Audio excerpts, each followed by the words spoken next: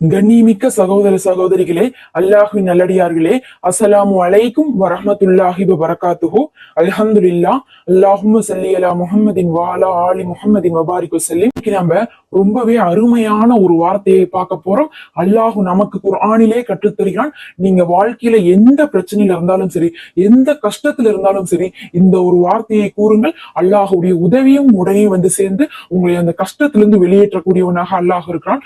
பல நிகழ்வுகள் ஆதாரமாக இருக்குது, நிறைய நிகழ்வுகள். அந்த நிகழ்வுகளையும் உங்களுக்கு நான் சொல்றேன், இதை ஓதியதுனால கிடைத்த பலன்களையும் உங்களுக்கு சொல்றேன். இவ்வளவு விஷயம் இதுல அடங்கி இருக்கான்னு சொல்லி நீங்களே வந்து ஓத தொடங்கி விடுவீர்கள். என்னுடைய வாழ்க்கையில நிறைய சிரமத்தின் போது நான் இதை ஓதி இருக்கேன், அல்லாஹ்வின் மீது நம்பிக்கை வைத்தவளாக. அதற்கப்புறம் அல்லாஹ் அந்த சிரமத்திலிருந்து என்னை எவ்வளவு லேசாக வெளியே கொண்டு வந்தான்ட்டு பல முறை நான் அனுபவம் செய்த ஒரு அமலாக இருக்கு. இதை ஓதாமல் நம்மளுடைய கஷ்டம் வரும்போது நம்ம கழிக்கவே கூடாது அப்படிங்கறதை நம்ம புரிஞ்சுக்கணும். நிறைய பேர் கமெண்ட்ல சொல்றீங்க, எனக்கு கடன் இருக்குதுங்கிறீங்க. உங்களுடைய கடன்ல இருந்து விடுபட இதை ஓதுங்க. சிலருக்கு குழந்தைகள் இல்லைன்னு சொல்றீங்க, உங்களுக்கு குழந்தை பாக்கியம் கிடைப்பதற்காக இதை ஓதுங்கள். வேலை இல்லை, குடும்பத்தில் பிரச்சனை, நிறைய உறவுகளால தொந்தரவை நாங்க அனுபவித்துக் கொண்டிருக்கோம். அனைத்துக்கும் இதை ஓதுங்க.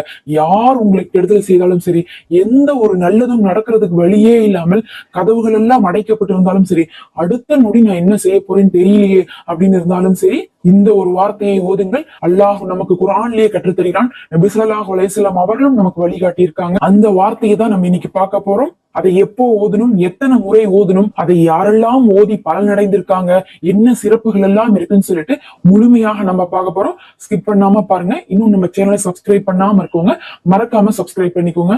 வீடியோக்கு ஒரு லைக் கொடுங்க. அதன் காரணமாக கூட இந்த நன்மையான விஷயம் மற்றவங்களுக்கும் தெரிஞ்சு அவர்களும் இந்த அமலை செய்து அந்த நன்மை உங்களுக்கும் வரும். நான் சொன்ன சலாமுக்கு நீங்க பதில் போடுங்க. நிறைய பேர் துவா செய்ய சொல்லிட்டே இருக்கீங்க. அல்ஹம்துலில்லாஹ். முடிந்த அளவுக்கு நான் நினைவு வைத்து ஒவ்வொருத்தவங்களுடைய தேவையும் முன் வச்சு நான் துவா வந்து கேட்டுக்கொண்டுதான் இருக்கிறேன். அல்லாஹ் உங்களுக்கு சிறந்ததிலும் சிறந்ததை இம்மையிலையும் மறுமையிலையும் தருவானாக. உங்களுடைய துவால நீங்க என்னையும் சேர்த்திக் கொள்ளுங்க. இப்ப நம்ம அந்த வார்த்தையை பார்க்கலாம். அல்லாஹ் குர்ஆன்லயே நமக்கு கற்றுத் தருகிறான். யார் அல்லாஹ்வின் மீது நம்பிக்கை வைத்து காரியத்தை ஒப்படைக்கிறாங்களோ அவர்களை அல்லாஹ் நேசிப்பதாக. முதல் விஷயமே நம்ம இதைதான் புரிஞ்சுக்கணும். நம்ம நிறைய தினமும் ஓதுறோம், ஆனா வந்து என்ன பண்றது இல்ல, அது நமக்கு வந்து பலன் அளிக்கிறது இல்ல. காரணம் என்னன்னு பார்த்தா நம்மளுடைய நம்பிக்கை தான் வந்து காரணமாக இருக்கு. சிலருக்கு சில விஷயங்கள் ஓதணுமே பலன் கிடைக்குது, அதை கேட்டுட்டு நாமளும் போய் அதுவே ஓத பாக்குறோம். இந்த திக்ரு பலன் கொடுத்துச்சா, இந்த துவா பலன் கொடுத்துச்சான்னு சொல்லிட்டு நமக்கும் பலன் தரணும் அப்படிங்கறதுக்காக அதை ஓதுறோம். ஆனா அந்த இபாதத் செய்யும் போது அவங்களுடைய தவக்கல், அந்த நம்பிக்கை எப்படி இருந்துச்சு அப்படிங்கறதை அல்லாஹ் பார்ப்பான். நம்மளுடைய இபாதத்தை கொண்டு மட்டும் நம்ம அனைத்தையும் அடைந்து கொள்ள முடியாது. நம்மளுடைய நம்பிக்கையை கொண்டுதான் அந்த இபாதத்தை அல்லாஹ்விடத்திலிருந்து ஏற்றுக்கொள்ளப்படும். அதனால அல்லாஹ்வின் மீது நம்பிக்கை வைக்கணும், அவன் மீது பொறுப்பு சாட்டணும், அவன் மீது தவக்கல் வைக்கணும். அதை தான் அல்லாஹ் குர்ஆன்ல சொல்றான். அப்படி இருக்கிறவங்களை நான் பொறுப்பேற்றுக் கொள்வேன்னு சொல்கிறான். இந்த நிகழ்வை கேளுங்க. நபி ஸல்லல்லாஹு அலைஹி வஸல்லம் அவர்கள் என்ன பண்றாங்க, தீன் விஷயத்தை எத்தி வச்சுட்டே இருக்கிறாங்க நபித்துவத்துக்கு பிறகு. ஆனால் அங்கிருந்த அவங்களுடைய குடும்பத்தினர், அவங்களுடைய குறைஷியினர் மக்களே என்ன பண்றாங்க, நபி ஸல்லல்லாஹு அலைஹி வஸல்லம் அவர்களை எப்படியாவது ஊரை விட்டு விரட்டி விடணும்னு சொல்லி படாத பாடுபடுறாங்க. ஒரு கட்டத்துல அல்லாஹ்வின் கட்டளை வந்து விடுது, நபியே நீங்கள் வந்து என்ன பண்ணுங்க, ஹிஜ்ரத் செய்து மதீனாவுக்கு போங்கன்னு சொல்லிட்டு. அப்போது நபி ஸல்லல்லாஹு அலைஹி வஸல்லம் அவர்கள் வாழ்ந்த வீடு, அங்க இருக்கக்கூடிய மக்கள், அங்க இருக்கக்கூடிய காபத்துள்ள அனைத்தையுமே விட்டுட்டு, இத்தனை வருஷம் மக்காவே வந்து கெதின்னு இருந்த அவர்கள் அதை விட்டுட்டு என்ன பண்றாங்க, மதீனாவுக்கு போறாங்க. எதையுமே எடுத்துக்கொள்ளாம அகதிகளாக. நினைத்து பாருங்க, நம்மளை வந்து நீங்க இஸ்லாத்தை பின்பற்றணும்னா இந்த ஊர்ல இருக்கக்கூடாது, இங்க இருக்கிற எல்லாத்தையும் விட்டுட்டு நீங்க அகதிகளாக வெளியூருக்கு போங்கன்னு சொன்னா எப்படி இருக்கும்? அப்படி ஒரு நிலைமைதான் நபி ஸல்லல்லாஹு அலைஹி வஸல்லம் அவர்களுக்கு வருது. அப்படி வந்து அவங்க என்ன பண்றாங்க, ஹிஜ்ரத் செய்து மதீனாவுக்கு போறாங்க. மக்கா மக்கள் வந்து என்ன பண்ணல, அவங்களை ஆதரிக்கல. ஆனா மதீனா மக்கள் போனதுக்கு அப்புறம் என்ன பண்றாங்கன்னா அவ்வளவு ஆதரிப்பை கொடுத்து அவர்களை என்ன பண்றாங்க, உயர்ந்த அந்தஸ்துல வைக்கிறாங்க. நபி ஸல்லல்லாஹு அலைஹி வஸல்லம் அவர்களுக்கு பாதுகாக்கிறதுக்கான ஒரு பொறுப்பையும் கொடுக்கறாங்க. அந்த சமயத்துல கொஞ்ச நாள் கடந்து மதீனாவுல அவர்கள் இருக்கும் போது என்ன ஆகுதுன்னா, மக்காவை சேர்ந்த அபு சுஃபியானுடைய தலைமையில ஒரு வணிக குழு என்ன பண்ணுது, மதீனாவை பர்மிஷனே இல்லாம திருட்டுத்தனமா கடந்து போறாங்க, சில சரக்குகளை எல்லாம் ஏத்திட்டு அப்படின்னு சொல்லிட்டு தெரிய வருது. அப்போது நபி ஸல்லல்லாஹு அலைஹி வஸல்லம் அவர்கள் மதீனாவுல இருக்கிறாங்க, பொறுப்புல இருக்கிறதுனால அவங்க தட்டி கேட்க வேண்டிய நிலைமை வருது. அவங்க படைகளை எல்லாம், அதாவது கூட அந்த சஹாபாக்களை வந்து கூட்டி விட்டு ஒரு 300 பேர் தான் போறாங்க. போய் என்ன சொல்ல போறாங்கன்னா, இப்படி நீங்க போகக்கூடாது, இதுக்கு வரி கட்டணும், உங்களுக்கு அனுமதி இல்ல, இததான் சொல்ல போறாங்க. ஆனா அங்க போகும்போது அந்த தகவல் எப்படியோ தெரிஞ்சு அவங்க என்ன பண்ணிடுறாங்க, ஒரு படையவே திரட்டிட்டு வந்து இதுதான் சாக்குன்னு சொல்லிட்டு நபி ஸல்லல்லாஹு அலைஹி வஸல்லம் அவர்கள் மீது போர் செய்யறதுக்கு வராங்க. இந்த தகவல் வந்து நபி ஸல்லல்லாஹு அலைஹி வஸல்லம் அவர்களுக்கு அங்க போகும்போது தெரியுது. இவர்களிடத்துல எந்த ஆயுதமும் இல்ல, எந்த தயாரிப்பும் இல்ல. அவர்கள் அங்க போய் அவர்களை எச்சரிக்கிறதுக்காக தான் போறாங்க, போர் செய்யறதுக்காக போல. அந்த நொடியில அவர்களுக்கு எப்படி இருந்திருக்கும்? நம்மளை நோக்கி படை வந்துட்டு இருக்கு, இனி நம்ம ஒண்ணுமே பண்ண முடியாது, பின்னோக்கி போக முடியாது, நம்ம இவ்வளவு தூரம் வந்துட்டோம்ட்டு.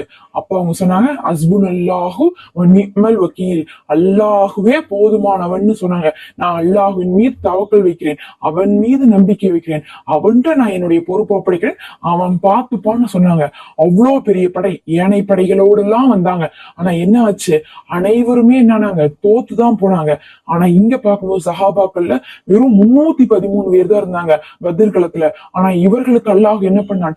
வாக்களித்த வெற்றியை தந்தான். ஏன்? அல்லாஹுவின் மீது நம்பிக்கை வைத்தாங்க, அல்லாஹுவின் மீது பொறுப்பு சாட்டினாங்க, அல்லாஹுவிற்காக ஒரு கடமையை நிறைவேற்றினாங்க. அந்த மாதிரி நம்ம வாழும் போதும் அல்லாஹுவிற்காக வாழ்ந்து நம்முடைய தேவைகளும் கஷ்டங்களும் வரும்போது அல்லாஹுவின் மீது நம்பிக்கை வச்சு நம்ம இந்த வார்த்தையை கூறணும். அப்ப என்ன பண்ணுவான்? அல்லாஹு என்னை நம்பியவர்களை நான் கைவிட மாட்டேன்னு சொல்லி கரையேற்றுவான். அல்லாஹு குர்ஆன்ல சொல்கிறான், ஒரு முஃமினுடைய அடையாளம் என்ன தெரியுங்களா? அல்லாஹுவை பற்றி நினைவு கூறப்பட்டால் அவர்களுடைய உள்ளம் நடுநடுங்கும். குர்ஆன் வசனங்கள் ஓதி காண்பிக்கப்பட்டால் அவர்களுடைய கண்கள்ல நீர் வரும். இது நம்மள்ட்ட இருக்கா? இதுதான் முஃமினுடைய அடையாளம் சொல்றாங்க. அல்லாஹுவை பத்தி பேசினா நமக்கு உள்ளம் நடுநடுங்குதா? நம்மளுடைய குர்ஆன் வசனங்களை கேட்கும் போது கண்கள்ல தண்ணீர் வருதா? அப்படின்னு என்ன அர்த்தம்? ஒரு முழு முஃமினுக்கான அடையாளங்கள் நம்ம இடத்துல இல்லைன்னு அர்த்தம். ஏன்? அல்லாஹுவின் பக்கம் நம்ம நெருங்குறது இல்ல. ஆனா நம்ம என்ன செய்யறோம்? 5 நேரம் தொழுகிறோம். நாம என்ன பண்றோம்? நம்ம பிரச்சனைகள் எல்லாம் தீர்றதுக்காக துவா திக்ருன்னு எல்லாமே ஓதிட்டு தான் இருக்கிறோம். ஆனா இது மட்டும் பத்தாது.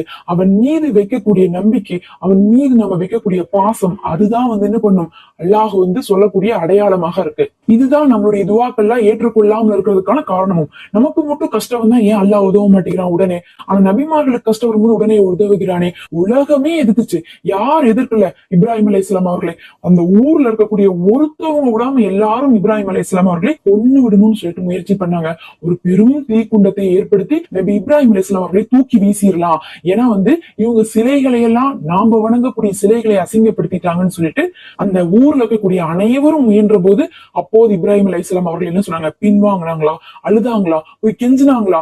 ஒண்ணுமே பண்ணல. அஸ்புன் அல்லாஹு வ நிஅமல் வக்கீல், அல்லாஹுவே எனக்கு போதுமானவன், நான் அவன் மீதே பொறுப்பு சாட்டுகிறேன், அவன் என்னை பார்த்துப்பான்னு சொன்னாங்க. அவர்களை தூக்கி தீக்குண்டத்துல போட்டாங்க. எல்லாம் என்ன எதிர்பார்த்தாங்க?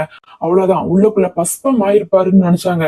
ஆனா உள்ள போன நபி இப்ராஹிம் அலைஹிஸ்ஸலாம் அவர்களுக்கு நடந்ததை அல்லாஹு சொல்றான், உள்னா யானாரு கூனி பரதன் சலாமன் அலா இப்ராஹிம்.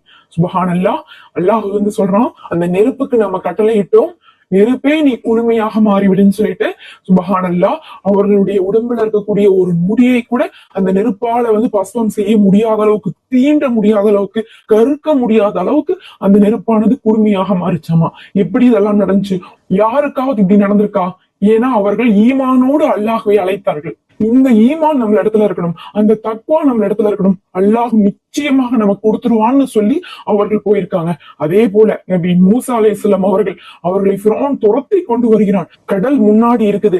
அப்போது மூசா அலைஹிஸ்ஸலாம் அவர்கள் கடலை பிளந்து விட்டு உள்ளே போறாங்க. அப்போது ஃபிரௌன் என்ன சொன்னான்? என்னுடைய ஆட்சிக்கு கீழே இந்த நதி இருக்கு, எல்லாமே என் கட்டுப்பாடுதான், இவனுடைய ஆட்சி கீழே இருந்தா இவன் சொல்றதுதான் அந்த நதியும் கேட்கும், கடலும் கேட்கும்னு சொல்லி ஃபிரௌன் துணிவோடு இறங்கினான். ஆனா என்னாச்சு? அல்லாஹுவின் மீது நம்பிக்கை வைக்கல, அவன் மீது அந்த நம்பிக்கையை வச்சு இறங்கினான். கடைசியில ஃபிரௌன் மூழ்கடிக்கப்பட்டான். மூசா அலைஹிஸ்ஸலாம் அவர்களுடைய படையோடு என்ன பண்ணாங்க? அந்த நதியை நல்ல முறையில கடந்தாங்க. 2 பேத்துக்கும் இருக்கக்கூடிய ஒரே ஒரு வித்தியாசம் என்ன? அல்லாஹுவின் மீது நம்பிக்கை வைத்ததுதான். அல்லாஹுவின் மீது வைத்த நம்பிக்கை மட்டும்தான். அத்தனை செல்வங்கள், அத்தனை படைகள், அவ்வளவு பெரிய ராஜ்யத்தை வைத்திருந்தும் கூட நீர்ல மூழ்கி ஃபிரௌன் இறந்து போனான். ஒருத்தவங்கள்ட்ட இந்த உலகத்துடைய என்ன அதிகாரம் இருந்தாலும், செல்வம் இருந்தாலும், அனைத்துமே இருந்தாலும், உலகமே அவங்க பக்கம் இருந்தாலும், அல்லாஹ் மட்டும் அவர்களுடைய பக்கம் இல்லாட்டினா அவர்கள் இந்த உலகத்தில் நிச்சயமாக தோல்வி அடைவார்கள், கேவலம் அடைவார்கள். ஆனா மறுபக்கம் அல்லாஹ் சொல்றான், நான் உங்க பக்கம் இருந்தா, அல்லாஹுடைய ஆதரவு, அல்லாஹ் உங்களை பொருந்தி கொண்டால் மட்டும் போதும், உங்களுக்கு இந்த உலகமே எதிர்த்தாலும் நம்ம வெற்றியை அளிப்போம்னு அல்லாஹ் சொல்கிறான். அந்த வெற்றியை நாமளும் ஒவ்வொரு நொடியிலும் பெற்றுக்கொள்ள வேண்டும்னா நம்ம நம்பிக்கையோடு இருந்து, அனைவரும் நம்பிக்கையோடு இந்த வார்த்தையை கூறினாங்க. அதே போல ஒரு முறை எதிரிகள் எல்லாம் என்ன பண்றாங்க, முகமது நபி ஸல்லல்லாஹு அலைஹி வஸல்லம் அவர்களை துரத்திட்டு வராங்க.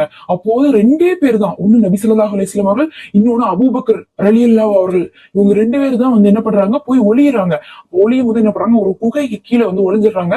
மேல இருந்து பாத்துட்டு இருக்காங்க எதிரிகள். ஆனா இவங்களை பார்க்கல, தேடிட்டு இருக்காங்க. கீழே குமிஞ்சு பார்த்தா இவங்களுடைய கால் தெரிஞ்சிடும். அவ்வளவுதான். அப்போது என்ன சொல்றாங்க, அபூபக்கர் ரலியல்லாஹு அன்ஹு அவர்கள், யா ரசூலுல்லாஹ், மேல எதிரிகள்லாம் இருக்காங்க, கீழே குமிஞ்சா நம்மளை பார்த்துருவாங்கிறாங்க. அப்போது நபி ஸல்லல்லாஹு அலைஹி வஸல்லம் அவர்கள் என்ன சொல்றாங்க, அல்லாஹ்வும் நம்மளோடு இருக்கிறவன், அவன் மீது நம்ம பொறுப்பு வைக்கிறோம், அவன் பார்த்து கொள்ளுவான்னு சொன்னாங்க.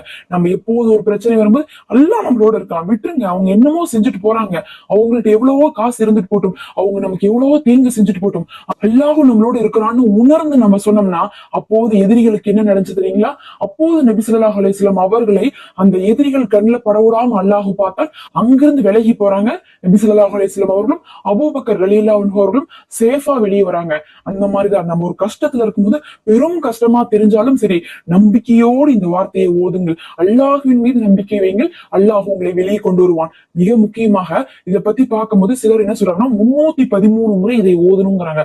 ஏன்னு பார்க்கும்போது பத்ரு போர்ல 313 சஹாபாக்கள் இருந்தாங்க. அதை நினைவு வச்சு சொல்றாங்க. இது பாத்தீங்கன்னா ஆதாரமற்ற ஒரு கூற்று. இப்படி ஒரு விஷயத்தை நமக்கு நபி ஸல்லல்லாஹு அலைஹி வஸல்லம் அவர்கள் நேரடியாக எங்கேயுமே வழிகாட்டல. இதுக்கு சஹீஹான அறிவிப்பில்லை. ஆனா ஒவ்வொரு தடவையும் நபி ஸல்லல்லாஹு அலைஹி வஸல்லம் அவர்களும் இப்ராஹிம் அலைஹிஸ்ஸலாம் அவர்கள் சொல்லும் போதும், நிறைய சந்தர்ப்பங்கள்ல நம்ம நபிமார்கள் பார்க்கும் போதும் என்ன பண்றாங்க, எல்லாரும் ஒரு முறைதான் சொல்றாங்க. நாம உணர்ந்து உள்ளத்தோடு ஒரு முறை சொன்னாலே போதுமானது. ஒரு முறைதான் சொல்லணும்னு அவசியம் இல்லை.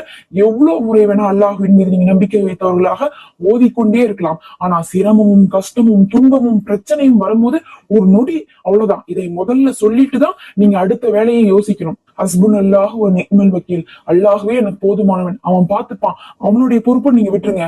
அதுக்கப்புறம் தான் உலகத்துல அதற்கான முயற்சியை நம்ம செய்யணும். அப்போது அல்லாஹு நம்மளோடு இருப்பான். இதை நீங்க எல்லா நேரங்களிலும் எந்த நொடியில வேணா ஓதலாம், எத்தனை முறை வேணா ஓதலாம். ஆனா அந்த தவக்கல் இருந்தால் மட்டும்தான் கபூல் செய்து கொடுப்பான். இதை நான் மட்டும் இல்ல, பலரும் பார்த்தா அனுபவபூர்வமாக கண்ட உண்மையான ஒரு அமலாக இருக்கு. இனிமேல் நீங்கள் இதை சொல்லாமல் உங்களுடைய வாழ்வின் கஷ்டங்களை கடந்து விடாதீர்கள். இந்த மாதிரி நிறைய படிப்பினை தரக்கூடிய விஷயங்களை நம்ம தொடர்ந்து செய்வதற்கு உங்களுடைய ஆதரவை எங்களுக்கு தொடர்ந்து கொடுங்க. அஸ்ஸலாமு அலைக்கும் வரஹ்மத்துல்லாஹ்.